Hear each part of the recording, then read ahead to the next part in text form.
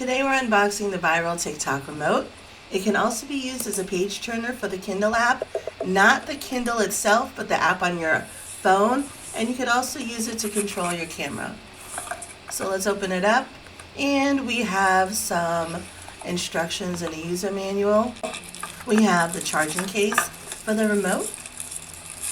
It comes with a USB-C port to recharge. It has a custom fit space to charge the remote. The remote itself comes with 3 buttons on top and charging connections on the side. The remote fits securely in the case for safe storage and recharging.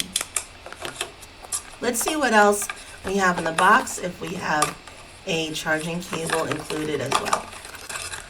Alright, we have here a USB-C to USB-A cable to recharge. And that kind of includes everything that comes in the box with the viral TikTok remote.